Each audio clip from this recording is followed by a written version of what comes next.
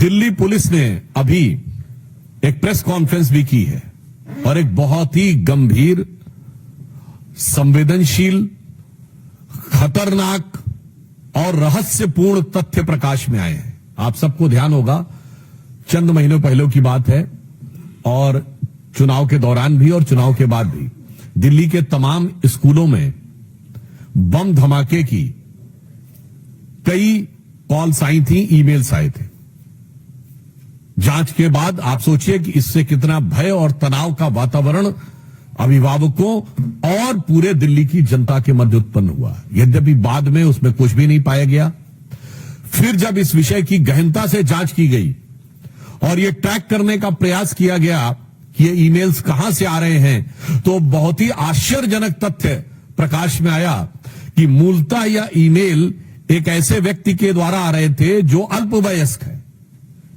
These all emails were originating from a person who is juvenile. और आप समझिए, उसने कई 100 स्कूलों को इस प्रकार की फर्जी कॉल्स किए।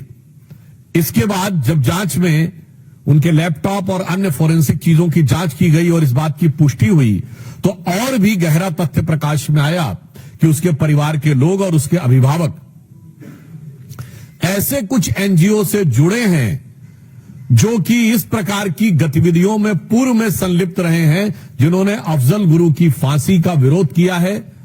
और ऐसी तमाम गतिविधियां जो कानून व्यवस्था की दृष्टि से राष्ट्र की सुरक्षा के लिए घातक मानी जाती हैं, उन गतिविधियों के समर्थन की बात आई है।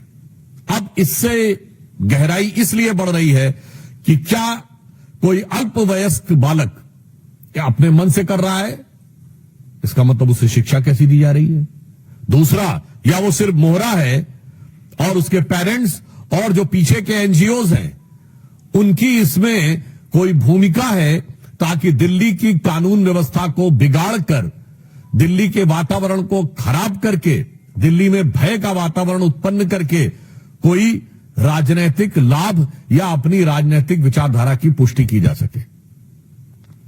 अब जो समाचार उपलब्ध हैं, जो जानकारियां उपलब्ध हैं, उससे बहुत गहरा संदेह हो रहा है, क्योंकि हम सभी जानते हैं कि दिल्ली में आम आदमी पार्टी का बहुत गहरा संबंध न सिर्फ तमाम ऐसे अवांछित एनजीओ से रहा है और तमाम ऐसी गतिविधियों से रहा है जो अफजल गुरु की हैंगिंग और देश विरोधी तमाम गतिविधियों में लिप्त रहे हैं। आप सभी को ध्यान होगा कि फरवरी 2015 में जो टुकड़े टुकड़े होंगे का नारा लगा था, वो अफजल गुरु की बरसी के ऊपर था और जिसकी फाइल को महीनों तक आम आदमी पार्टी ने बचा के रखा था। इसलिए अब यह रहस्य गहरा रहा है कि वो एनजीओ कौन है, वो एनजीओ के लोग कौन हैं, उनका आम आदमी पार्टी से कोई संबंध है क्या? क्योंकि यह बात हम ऐसे हवा में नहीं कह रहे हैं। आम आदमी पार्टी की मुख्यमंत्री आतिशी मरलेना जी के दोनों पेरेंट्स ने अफजल गुरु की क्लीमेंसी के पिटीशन का समर्थन किया था, तो यह बात सीधे संबंध जुड़ता हुआ दिखाई पड़ रहा है।